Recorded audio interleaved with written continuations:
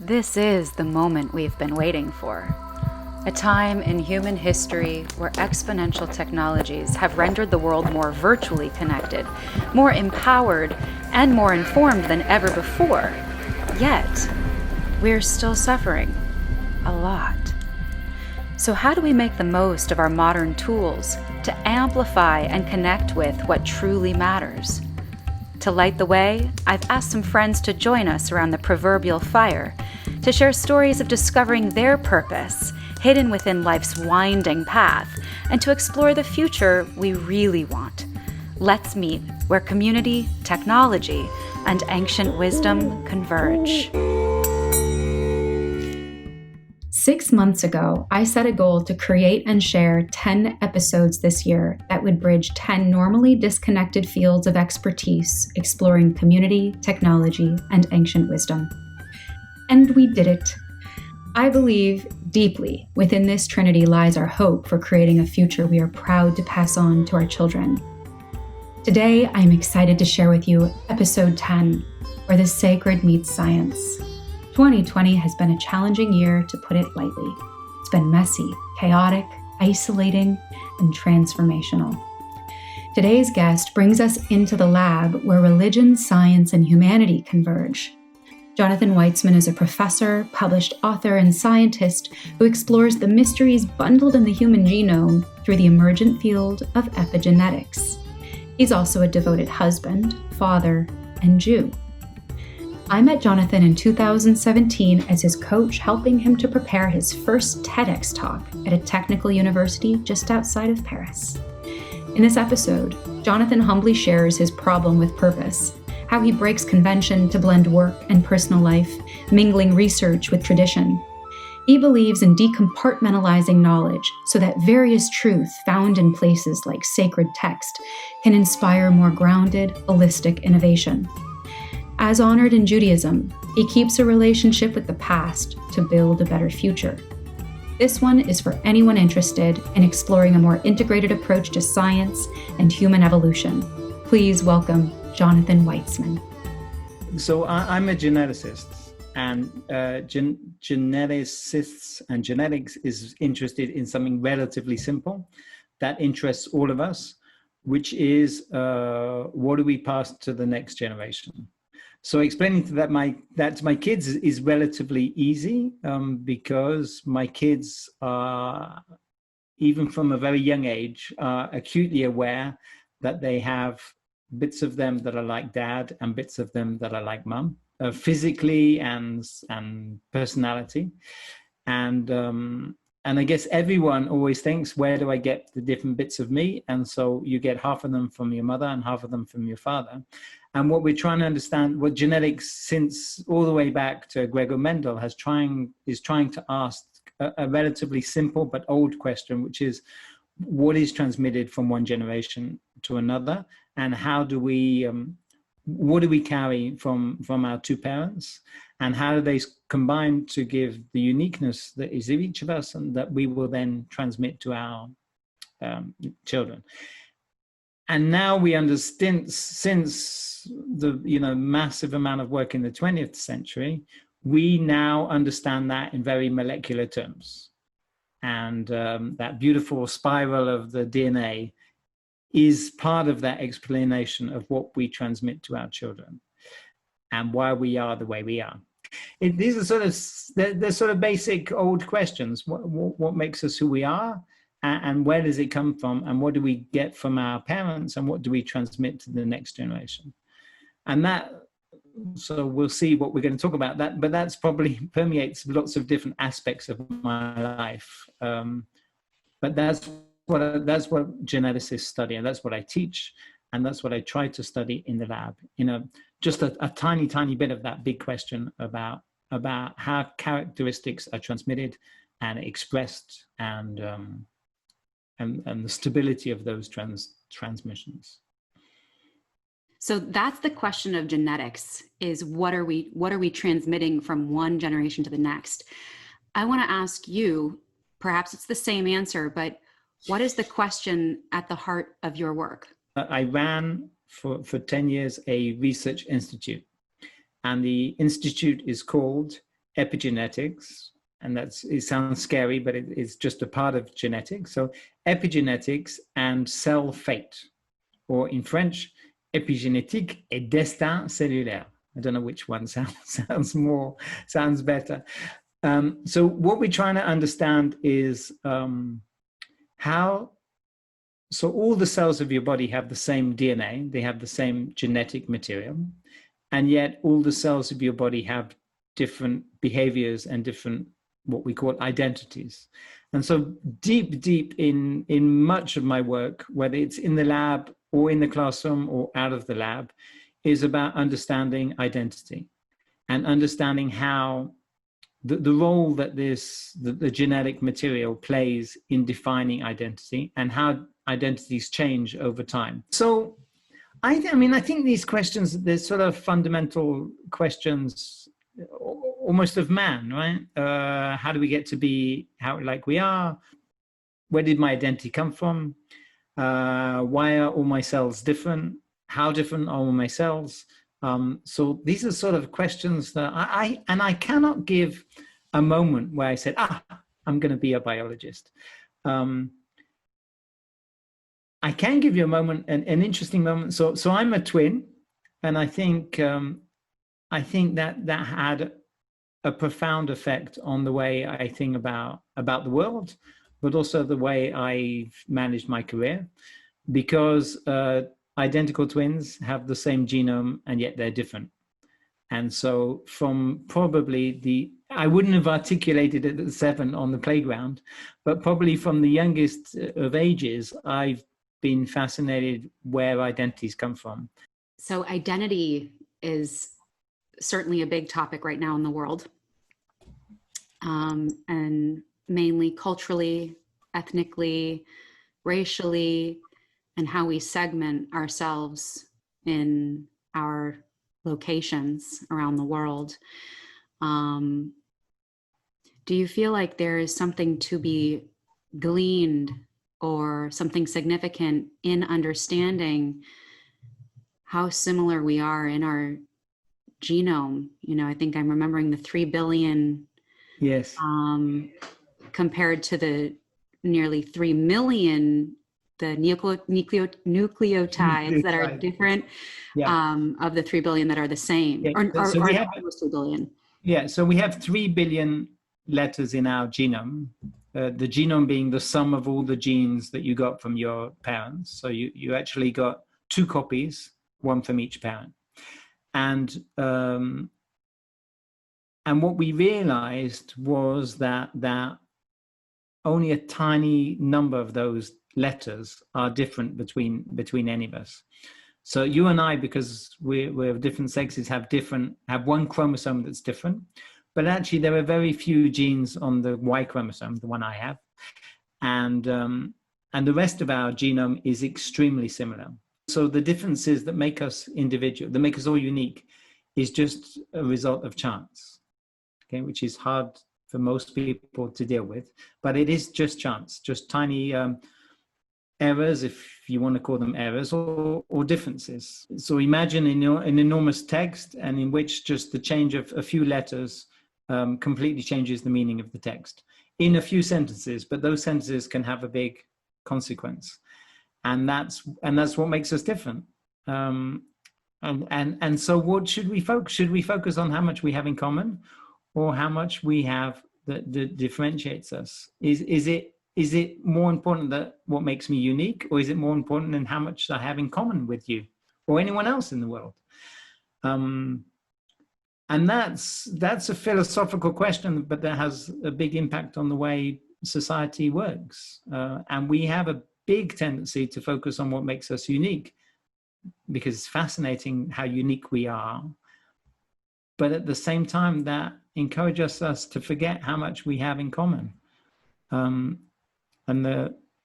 For example, your country is struggling a lot about differences in skin color. That's a tiny part of who we are, is skin color, and it can be explained by a few proteins from a few genes, and yet it has a massive difference on the way society interacts with you and the way you interact with each other. So, and I struggle with, just like everyone, with finding people who are more similar to me because they're my group, and not wanting that group to forget how similar it is to all the other people out there. So we're all struggling with this, and we could use genetics to. So now we're in an era where we have access to this genetic information, so we can see in letter by letter how similar or different we are from each other. And how will that help us? Will that help us will we look only at the 1% that makes it less than 1%, 0.1% that makes us different? Or will we look at the other 99% and say, wow, look how much we have in common? Sounds like some version of the negativity bias, but like the differentiation bias or like unique bias. Yeah. So Jonathan, thank you for giving us a little bit of a context around mainly genetics. Before I move into one other really big part of your life, I wanted to just ask, and I think I asked this of you back in the day, but I feel like it still wants to crop up, which is epigenetics, adding that epi at the beginning of genetics, does that call to question the difference between nature and nurture? Epi calling in the context, the environment, the raising and rearing and education and experience. Is that correct? So let me just try to explain what epigenetics is, because everyone has their own idea. You did write a book about it too. So I did write, yeah, I've written, yeah. And I have a new project which is going to be published in October, which is an encyclopedia of identity, which we can come back to in a minute. But I'm going to explain to you what epigenetics might be, how epigenetics might be explained. So epigenetics is a word that was first coined in the 50s by a Scottish researcher called Conrad Waddington, who was actually he's not Scottish, but he was working in Scotland, in Edinburgh, and he was interested in what we call today developmental biology. That process of how we go from one cell to this fantastic, beautiful, multicellular structure that is us. And how that process of differentiation, how we go from one cell with almost no identity to hundreds of cells with different identities. And he proposed that the word epigenetics should be used to explore this process of developmental biology, where the genome was expressed in different ways depending on the historical path that each cell or each genome had taken. And so the epi meaning above the genome or the genetics. And it was also a little bit of a pun or a word play on epigenesis, which is an ancient concept that form emerges over time by the interaction between components. Okay, going back to Aristotle. Okay, so today we think of epigenetics as a series of systems and pathways that might explain how the genome is used in different ways, and how information that is not written in the genome can be transmitted from one cell to another, and maybe even from one generation to another. And that information carries in some way a memory of the history of the interactions of that cell or that genome with everything around it. So it's not as simple as, you eat broccoli and that affects your genome. But eating broccoli or any, the way we live probably interacts with our genetic material and may leave traces. So it's a beautiful idea that we are the sum, not just of the information that we got from our two parents, but of other information that we accumulate throughout our lives, and that we may even in some way transmit to our children. And so it does raise, you said, the question of nature nurture, which was posed in a scientific way 100 years ago. and still remains, I think it's the question of the 21st century will be how to understand this complex equilibrium between nature, which is presumably the genome that's inherited, and nurture, which is the environment in which we live. And it's not you can't put a percentage on it. It's a complex interaction because we also impact our environment, and we're seeing that in a massive way. We impact our environment by the food that we eat and the way that we live and the pollution that we produce, and that it's a constant feedback. And this is, we keep going round. It's all about a continual redefining of identity by thinking about what it is that I received and what I interact with. So so in my lab, we study this in the most detailed, mechanistic, molecular way. But I think about it all the time in lots and lots of different contexts. So.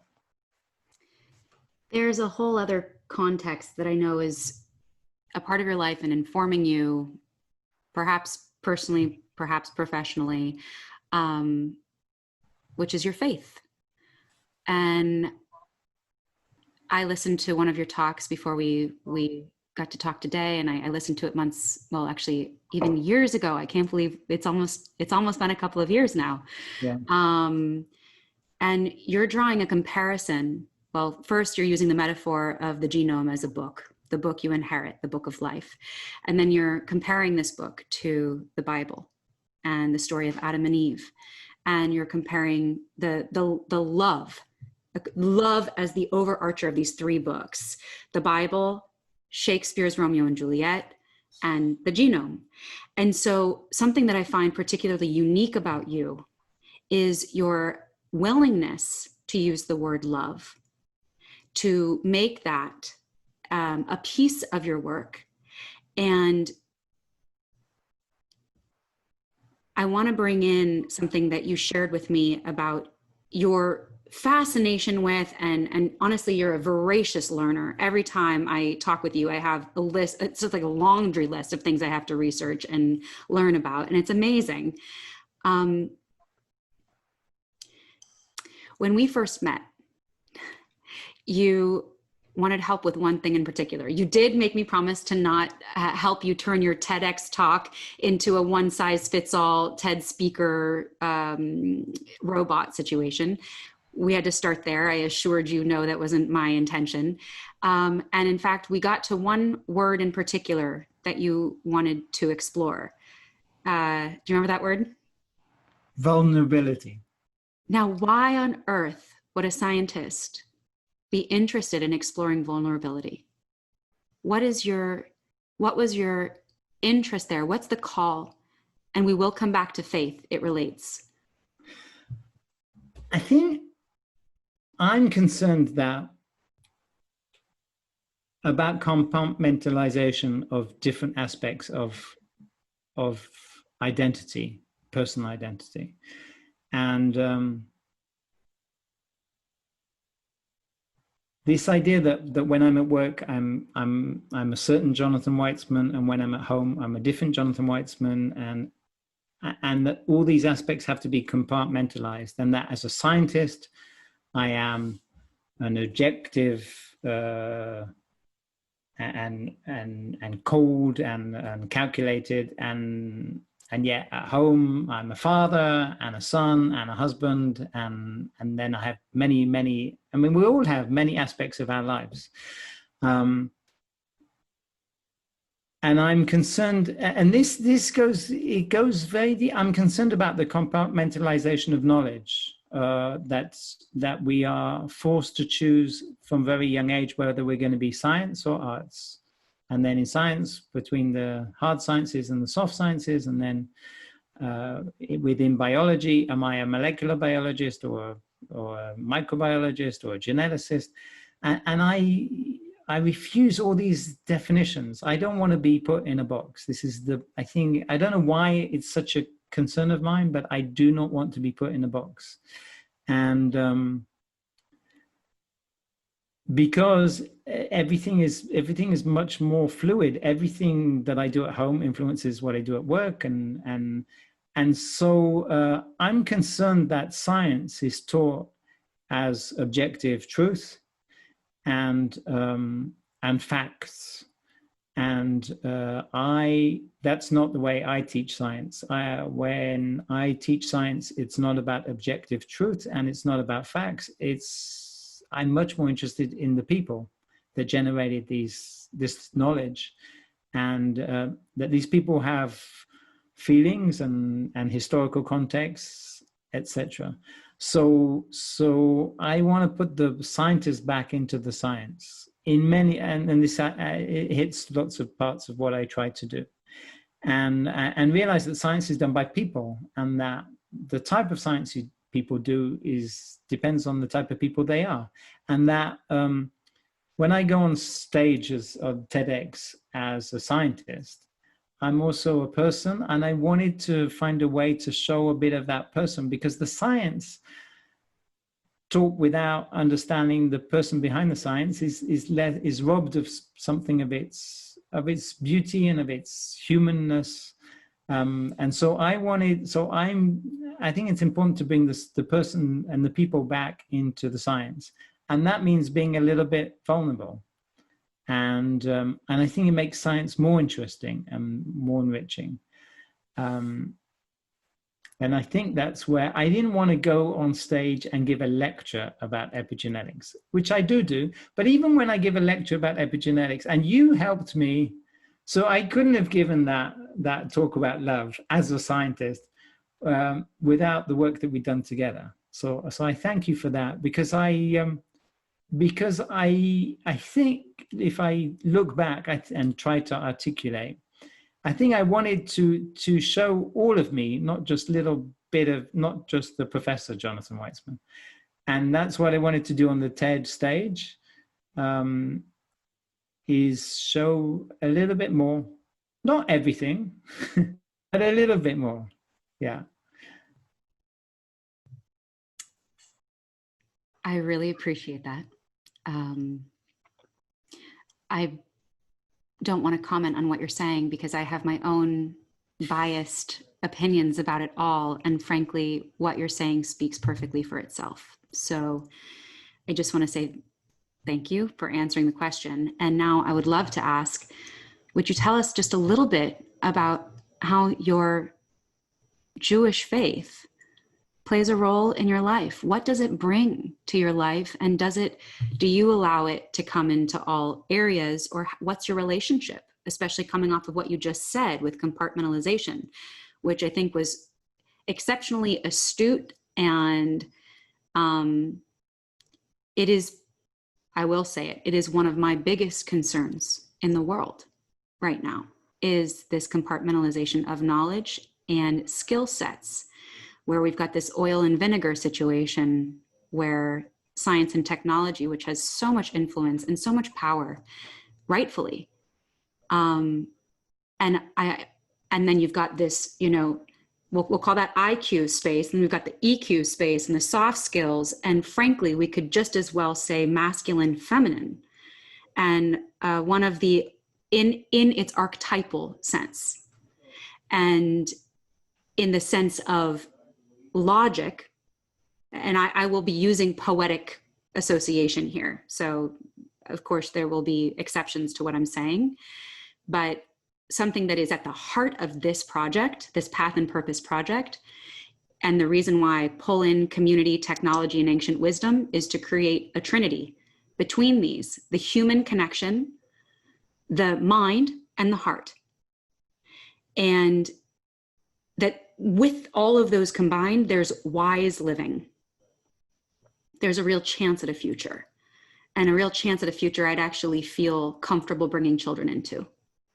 It's a very personal mission, and it's that real as well.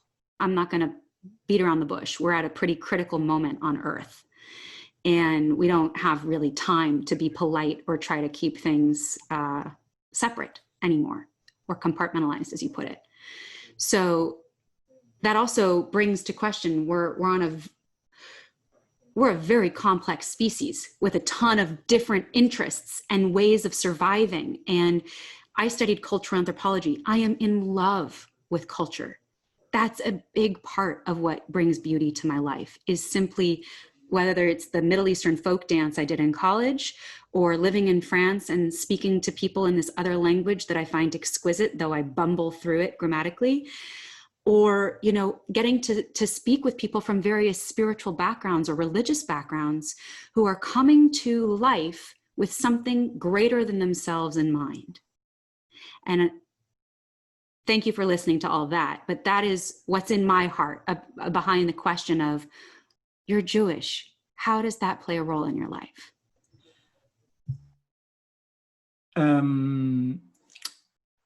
Small question. So, yeah. So you use the word faith. Let's put faith aside, okay? Being Jewish for me, and again, it's very personal. I think everyone has their own idea of what their religion brings them. And I'm not. So religion has done some terrible things in the world, or some terrible things in the world have been done in the name of religion, and religion has encouraged some terrible things. But it's also done some wonderful things. And for me, it's a very personal, so any religious expression is very, so what I'm going to say is very personal. It doesn't represent anyone or any stream of religious involvement or commitment. For me, it brings and it answers, it addresses some of these issues that you mentioned. I think the most important thing is connectedness. So the only reason I'm Jewish is because my mother was Jewish. And the only reason she's Jewish is because her mother was Jewish. And so it's a connection with, I like your term, ancient wisdom. It is a connection with ancient wisdom. And I think it's really important. So as much as I live in today's technological world and I study molecular biology at work, I feel a connection with what you call ancient wisdom or an ancient world. And the feeling of connectedness is really important in a world in which there's a crisis of connection and everyone feels a little bit disconnected. So the anchoring in a connection that goes back centuries, and it doesn't even matter how, it's not that interesting to me to get into a polemic about the authenticity of the origins of the fact is that I have a connection with something that seems to have existed for centuries and centuries, and that has a rich memory of all those of all that history. And so it's a connection with the past and a connection with the future, because Judaism puts a massive guilt trip on transmission to the next generation. So this idea that we are the weak link and the responsibility of being a link with the past and the future. So as a Jewish father of Jewish children, this is very important. I feel that there's a responsibility of transmission and of connection, and connecting the future through my kids with the past through my parents and grandparents. And then there's a connection with community in a world in which in a Western world that struggles with what we mean by community. And in French, we have communautarism, which has a very negative connotation. But the fact that I can feel a connection with other people is very grounding and very reassuring.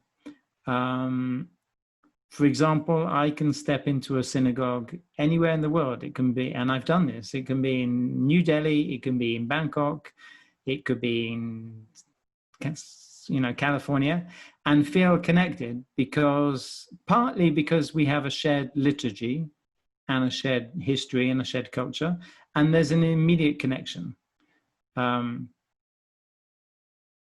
again, should we focus on the differences or the similarities? So that connection is very privileged, but all of us are just searching for a way to be connected. If I can be connected with a certain group of people, of a size and a scale that is manageable humanly, then I feel a bit more connected, and those people are connected to more people, and somehow I feel grounded and a little bit less lost.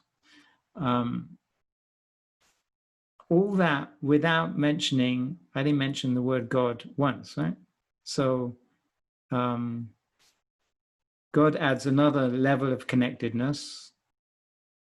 But even without that level of connectedness, there's a value in the connection to history, past and future, and the connection with a shared culture that is global.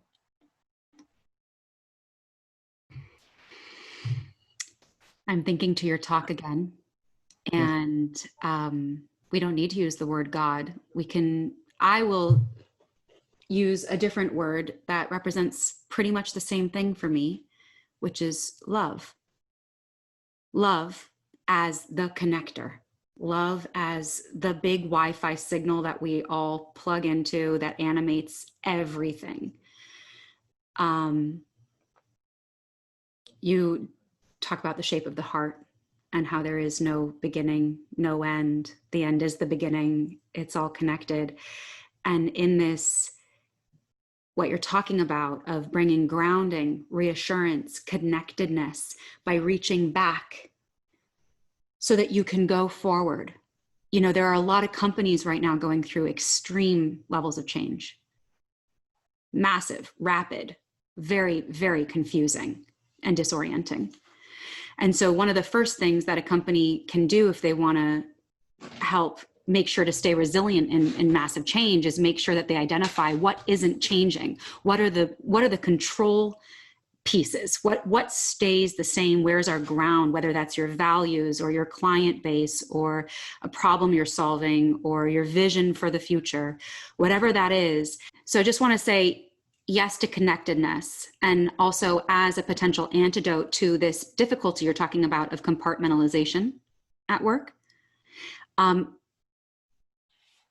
you have one moment in your life or a time where you realized you were at work and you hadn't separated things, and there was a moment when Judaism or your sense of connection to this old world or your knowledge of ancient text, that it showed up and it guided the way in any way? Yes, so you know that France is very attached to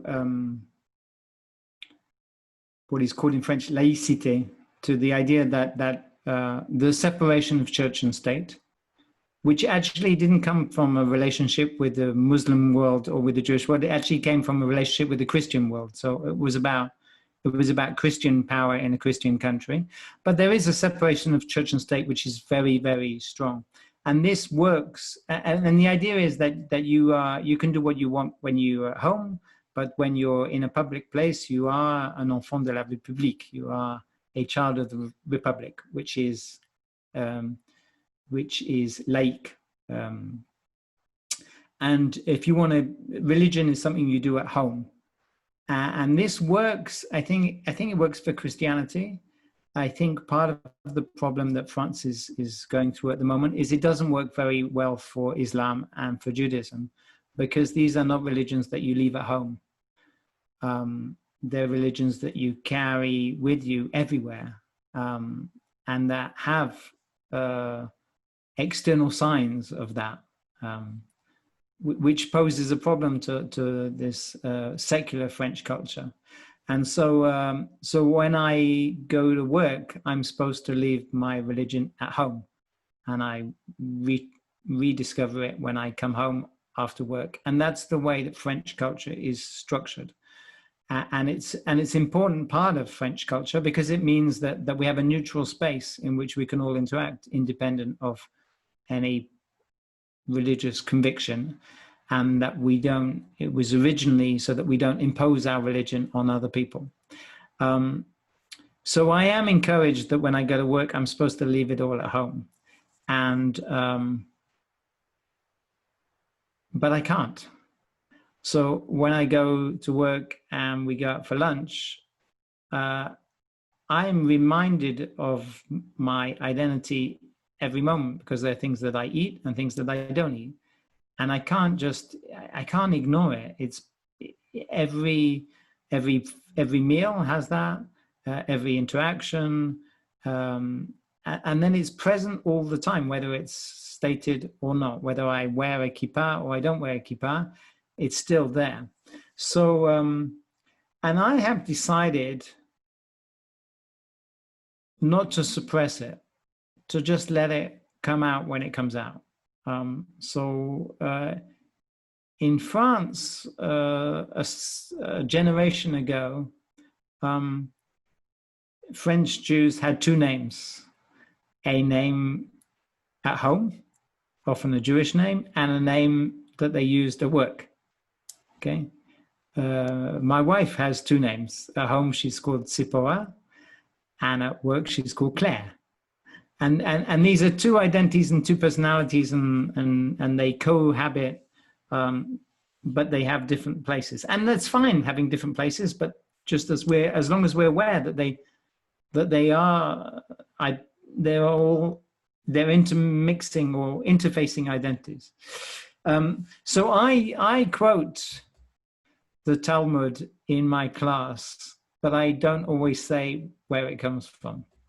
And I often quote, I often quote at the end of the semester a question that is in the Mishnah, which is an ancient book of the Talmud, in which the question is asked, who is wise? Okay, the question, there are four questions that are asked, but one is who is rich. But the rabbis ask the question, who is wise? This is in Pirkei Avot, Ethics of the Fathers, which is a book of the Mishnah. So it's a very legal book, and in bits of it are bits of ancient wisdom. So the question is asked, who is wise? And the answer that is given is he who learns from everybody. And so I thank my students, because I have learned from them just as they have learned from me. And I think, so it's just a little throwaway line, but it permeates who I am. I try to learn from everyone. And as a scientist in the lab, the wonderful thing about experimental biology is that the PhD student, or even the stagiaire, even the intern, the master student, still has, we still have something to learn from them. They can bring something new. It's a very democratic profession. Anyone can make a scientific contribution, the elder and the newcomer. And so just a throwaway line like that, that's what makes you rich, is your ability, what makes you wise is your ability to learn from everybody. I try to make that part of the way I teach. I think that as a teacher, I learn a lot from my students. I also quote another line from the Talmud, which says, I'm trying to translate, from all my pupils I have learned. And I think that's important as a teacher, to learn from everyone. I begin the semester with a slide in which I show a series of arrows.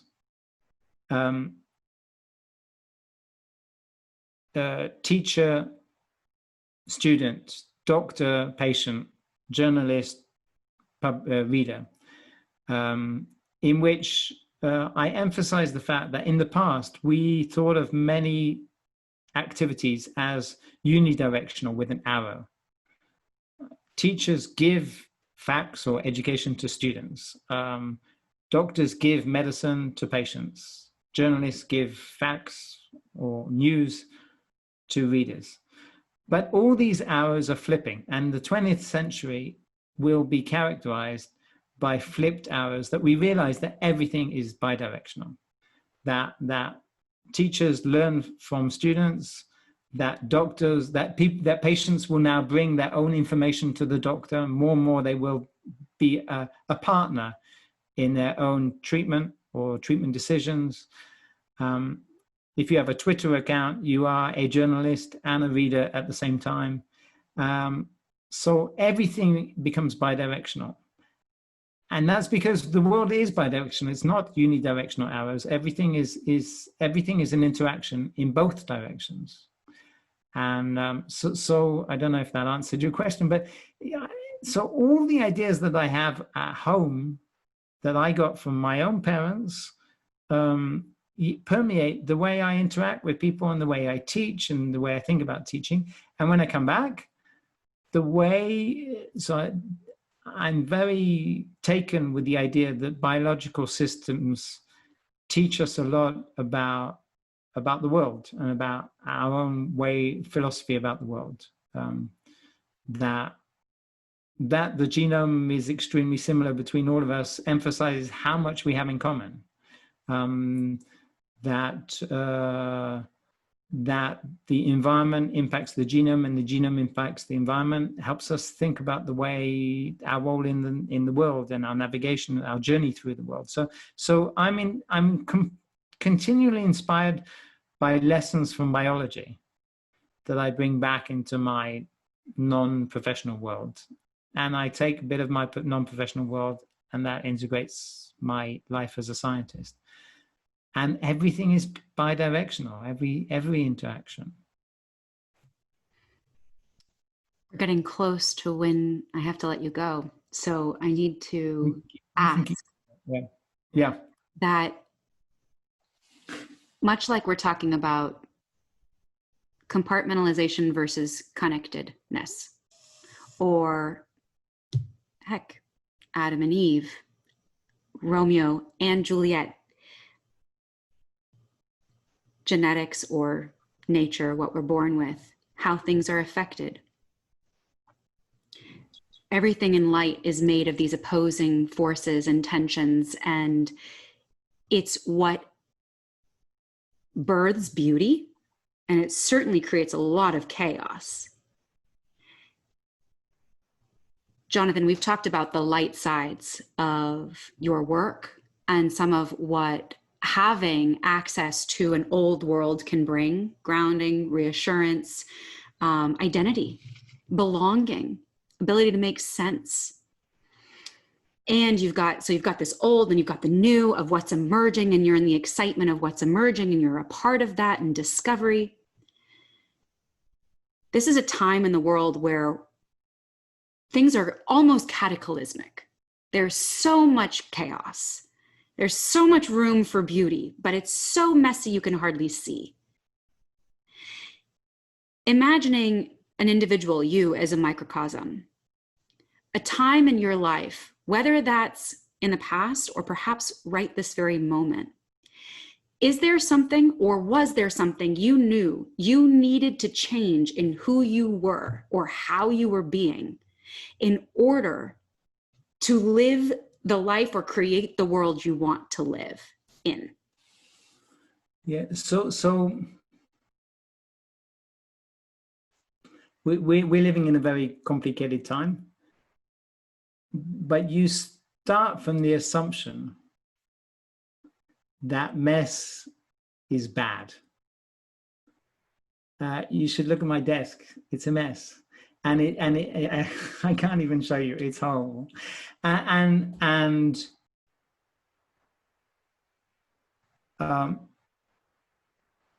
it depresses me, the mess of my desk, because it's a reflection of the mess of my mind. But from mess, but I really justify that. It's not a reason to not clean my mess, but mess is so important, because in mess, things that you would not have expected to come together. And as a scientist, what you're looking for sudden moments when you see things juxtaposed and you think, wow, there's a connection that I would not have thought of if everything was ordered and compartmentalized. Yes. So the first words of Genesis. So again, as a scientist, I turn back to the most ancient of texts. The most ancient of texts, the Hebrew Bible, takes on the biggest challenge in its first sentences by asking where this all came from. Okay, and it's been massively criticized because of the way it does it, but yet it's a very brave thing to take on. If you were writing a book about the world, you would not start with where did it all begin, because you would say, I'm not sure I can answer that question. And yet the Bible says I can't answer it, and I'm going to use ridiculous metaphor. But I'm going to give a text, we're going to have a text that is going to work for centuries after centuries after centuries. But the text starts with Bereshit bara Elokim et hashamayim ve'et haaretz. In the beginning, God created the heavens and the earth. V'hakol hayot tohu va'ahu. Everything was, and there's no way to describe the tohu va'ahu. We have no translation except a big mess. Okay? So the Bible says the origins of all this order was a big mess. And what a big bang if you want. A big bang if you want. A big bang creates a big mess. And, you know, physicists are going to spend years and years and years writing calculations about that, the emergence of the big mess. And then out of the big mess comes two things next to each other, heaven and earth, man and woman, earth and genome and environment. The juxtaposition of all those things, the tension that is life, comes from a big mess. So we are going through a big mess. It's been very hard to live. I've had a terrible time. And partly because I've had to stay at home, and so I don't get all the interactions that I need with the rest of the world. But from this big mess, we'll have juxtaposition of things that we just hadn't thought of, and it'll make us see new connections in a new way. And that will be a source of innovation, just like every mess is a source of innovation, just like every war is a source of innovation. So it is a mess, and that's difficult to deal with, but maybe it's not a bad thing to have mess. So one thing that Judaism is very good with, and that it's integrated into its calendar, is the idea that joy and sorrow are back to back. And it permeates every aspect of Jewish practice. Okay, have you ever been to a Jewish wedding? At a Jewish wedding, I don't think I have. I've been to many services, but not a Jewish wedding. You have to go to a Jewish wedding. So at a Jewish wedding, a man and a woman are standing under a canopy. Yes, and yes. The canopy is open on all four sides so that everyone can come in and see. And at the peak of their joy, they break a glass. Okay, and then everyone screams, right? They step on it. They step on it, yeah. So they break a glass. So why do they break a glass? So there are many explanations. One is that this reminds us of the fragility of human existence. Okay, how fragile human existence is.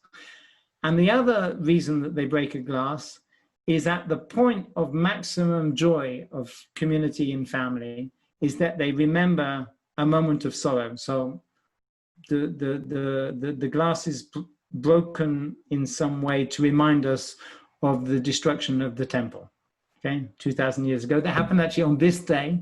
So today is the anniversary of the destruction of the first and second temple, okay, the 9th day of the month of Av, which is just now.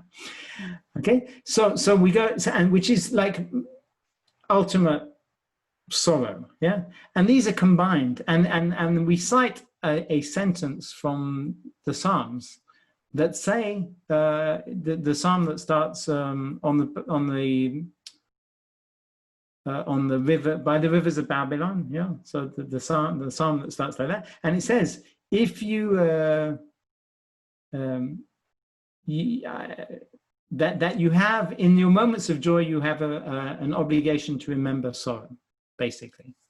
And yet it's okay. So tears can be tears of joy, you know, in a Jewish wedding, tears of joy and tears of sorrow at the same time, back to back. Everything is back to back. Yeah, we celebrate Yom Kippur, the most solemn day of the year, and 4 days later, we're celebrating the Feast of Sukkot, which is the most joyous day of the year. And we go back and forth, and that's life. That's life. You go, child is born, a grandparent dies, life goes round and round, and you have to be able to incorporate sorrow and joy. And in order to have order, you need to have mess. Mess, my desk is a demonstration. Mess and order are, they're back to back. And a world of only order, we've seen worlds of only order, it's a terrible thing. And a world of only mess is a terrible thing. But the tension between order and mess creates juxtaposition, which creates innovation and new ideas. So I am, despite having lived through a difficult time, and it's not been easy, it has not been easy for my family, and it's not been easy for society and for community, and it's been a terrible challenge for community. Having said that, it's been fascinating, and it will be, I remain relatively optimistic that it will be a source of questioning, which is really important, because if you can't question, you can't live. So we need to be able to question, and we need to be confronted with things that make us ask questions about who we are and how we interact. I'm a hug person, so and we can't hug now, yeah. So it's tough, and we need to be able to touch. So what does it mean? How do we connect without connecting? How do we? We're doing this by Zoom. It'd be better if we were in the same room. I haven't given myself so many hugs in my whole life, because it's been a hard time as well. And I went through a big separation with someone I was with for 4 years. And now to move from that into confinement, it's pretty much like the worst punishment someone could be given.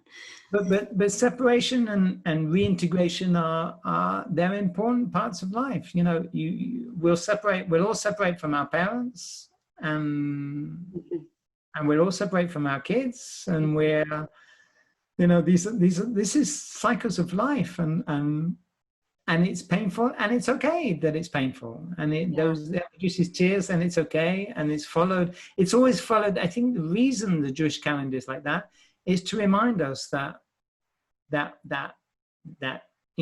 exile is followed by return, and that separation is followed by coming together again, and that sorrow is followed by joy, which is followed by sorrow, which is followed by joy, and that's life, and we should be able to commemorate and celebrate, if that's the right word, both. Yes. Times of sadness, it's really. Yes. The Jewish community is obsessed by memory, because, and particularly in the 20th century, the word memory has become a symbol of Jewish identity, because there are things that we didn't want to forget. But we should be able to, remember terrible times and celebrate wonderful times, and know that those wonderful times will be followed by terrible times and followed by wonderful times. And that's okay. It's it is a cycle. It is a cycle. We're not plunging. We're going up and down. The only plunging may be the planet warming, which is a bit more frightening. But Judaism gives me, and this is personally, because religion is massively criticized by many people and by many of my colleagues as well. For me, it gives me optimism, it gives me connection, and I think it helps me to live a better life. And I have no desire to force that on anyone. This is just the culture that I come from. But I do think it's important to try to live a better life. Yes, to that. So before I ask you the final question, I'm going to sneak in a little tiny one. It's no big deal. No big deal. Do you have a sense, let's say it's 2200, and you're reflecting from another lifetime upon this lifetime, and you go, oh, that's what it was about. Do you have a sense of what your purpose in this lifetime is?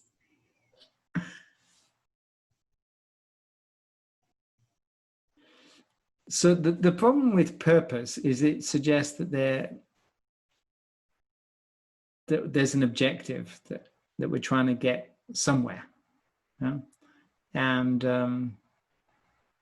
I think nearly everyone will say at the end of their life, if they're asked to give advice, they'll say, enjoy the journey. So I am struggling with purpose, and I'm struggling with the simplicity of the answers that I get, whether it's from rabbis or scientists that simplify. I think it's just not simple. It is messy. And I don't think there's a single purpose. I have a purpose as a son, and a purpose as a husband, and a purpose as a father. And I do them all badly. And that's, I hope in your like 200 years that I'll look back and say, it's okay. You didn't do them perfectly, but it's okay. You did them all.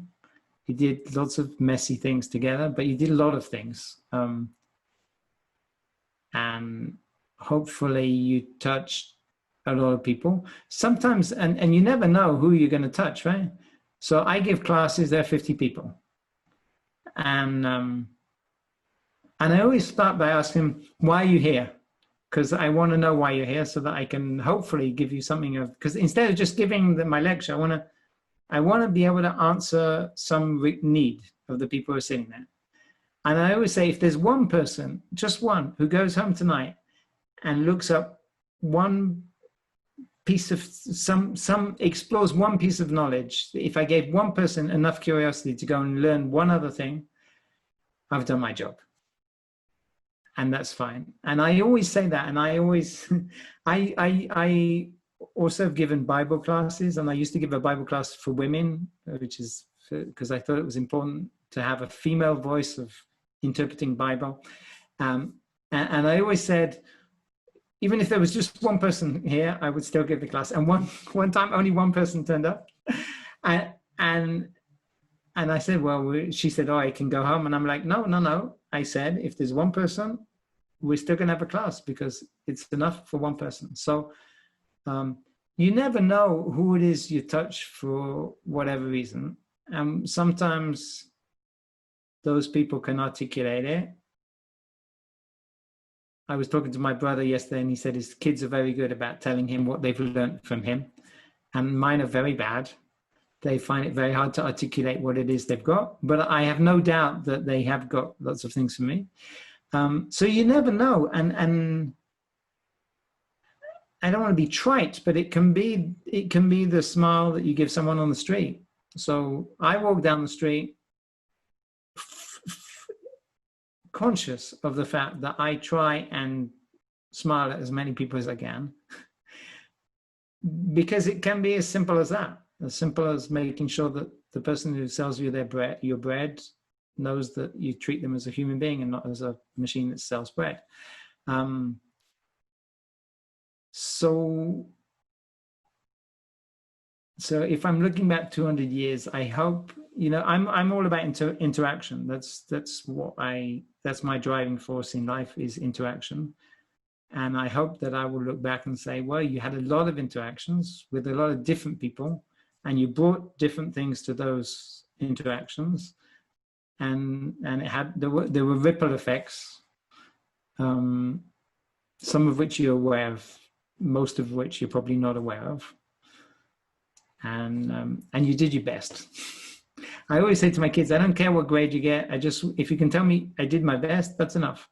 So I'm not doing a great job, but I think I'm probably doing my best. I'm really trying to do my best. Doing our best, certainly words to live by,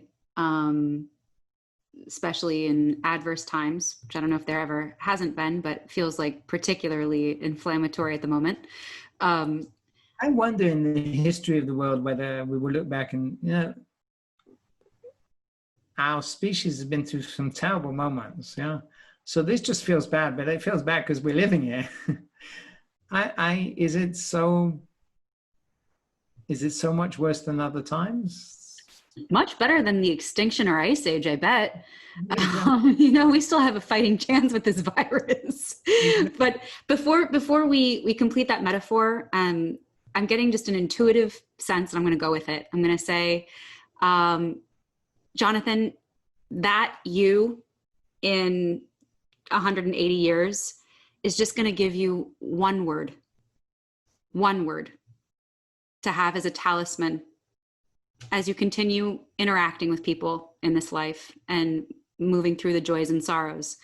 Just one word you want to give yourself to continue through. It'll be interaction. I think that's my key word is interaction. And with everything, the mess of the ideas on my on my desk or in my brain, it's the use of mess to create interaction. So the word Jew, yeah, comes from the Hebrew word ivri. Do you know this? No. No, ivri, like ivrit, which is the language of Hebrew. Hebrew, it comes from ivrit. Ivri became Hebrew because I don't know why the H came in, but so the word for Jew is ivri. The word for Hebrew is ivrit. And where does the word come from? So the word comes from the word ever, okay? And ever means from somewhere else, okay? The identity of Jew, going back to the first, so the first Jew is Abraham, and he came me'ever hanahar, from the other side of the river. Okay, he crossed the Euphrates because he wasn't born in Israel. He was born in a city called Ur Kasdim, Ur of the Chaldeans, and he was told by God to leave where he was and to go somewhere else. Okay, and his identity is he is from somewhere else, and being from somewhere else gives you a completely different perspective on everything. And that's why, so someone said to me this week, they said to me, you're lucky, you'll always be a foreigner. And I'm like, well, I'm being forced because of Brexit to take out French nationality. And he said, yeah, but because of your accent, you'll always be a foreigner. And I think what I bring is that I'm from somewhere else, which gives me a different way of looking. So when I go to work, I'm British in a French system. I'm Jewish in a scientific environment. When I come home, I'm bringing so I'm always from somewhere else, which means I'm never really at home, which is Jewish identity down to to the core, is to not be at home, but because you're from somewhere else, to be able to make a unique contribution. And so it's interaction. That's my word. Great. Final question. This is from the last guest. Okay, cool. And who was the last guest?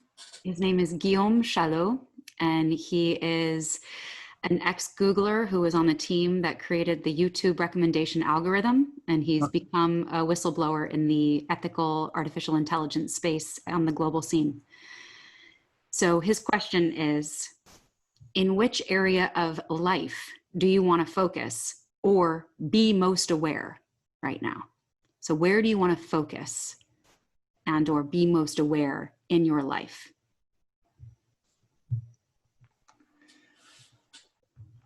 So I think so. Confinement was tough for me. So this we call it here confinement. I think you call it lockdown, the COVID-induced state, and to get through it, I created a daily creativity practice, which is I draw or photograph something every day and share it. So I send it to my immediate family. So I think daily creativity is what I'm trying to focus on today. And that, so for me, it's drawing on the iPad. So I try and do that every day, and sharing that every day, and not worrying whether I don't need to hear anything back. So just sharing it. And that, bringing that creativity to everything. So bring it back to work and out of the house and everywhere. So that's where I'm focusing at the moment. And now you have the talking piece, and you're going to be passing it to the next guest with a question to continue this. Wow.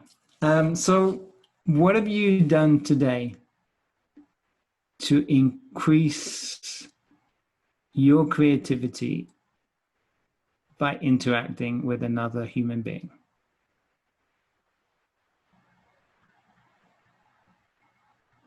So I've stayed up till midnight to have a podcast with a friend who lives on the other side of the world. It's been great talking to you. So another COVID project was, I educated a podcast. Oh yeah, let's do a little PS here, Yeah. please. So it's called, so the podcast is called The Lonely Pipette. And the byline is helping scientists do better science. And we are interviewing scientists, extremely accomplished biologists for the moment. And we are spending about an hour with them. And we're asking them about themselves, not about their science, not to give a lecture about molecular biology, but we're asking them to be vulnerable, to show people that they're normal people with fears and concerns and failures, and try and show that as an example to younger scientists, but also to, in some way, archive the fact that science is done by scientists, and those scientists are people. They're mothers and fathers and brothers, and they have morning practices and regrets and failures, and it's been great. It's been really so. It's also a Zoom project, and this is a fantastic medium because you're in someone else's lounge, and there's something about it, despite the frustrations of reaching out over an electronic medium. There's something about the intimacy that allows people to just talk, and people have had more time than normally. So we've had people talking, and it's going to air in October. And we're thinking of it that it's for scientists, but I'm wondering, talking to you, whether there won't be lots of there for other people. So we've interviewed about a dozen scientists. They're top achievers in their career, but they're talking about themselves, about their regrets, their failures, and about what it is to do science. So, little plug, The Lonely Pipette, launching in October. I love it. And you're giving me great ideas for future questions, because the area of shadow is so important to shed light on holographic truth, wider spectrum, open the aperture beyond, just what's inside of, or like what's in the frame. All that's around it makes such a big difference. And so many scientific discoveries also come from necessity. Someone facing a huge personal challenge, or someone in their family facing a disease, or so much motivation comes from the personal. And you're reminding me, I listened to sermons from a church called Agape, which is universal love. And there's a pretty famous reverend who speaks. His name is Reverend Michael Beckwith, and he has a saying that is, pain pushes till vision pulls. And that's so much of where so many discoveries come from, is something's painful enough that we, put rubber to the asphalt and like get our hands dirty, or pull out the pipette and put them in the little petri dish and start mixing things, making a mess, until voila, a new interaction, a new connection, something that was opposing now converged. So I'm curious to continue having the conversation with you and others to see where things converge, and I'm so curious to turn on and to listen to your podcast, to hear from these scientists and their personal stories. I love the questions. Thanks for joining us on Path and Purpose. Before you go, is there something you want to take with you? Perhaps a story that sparked a new thought or feeling for how you want to live closer to what matters most. Add your voice to the circle by leaving a note in the comments, and we hope you'll continue walking the path with us on SoundCloud, iTunes, and YouTube for stories from future guests about making meaning in this emerging world. Until then, let's be safe and have fun.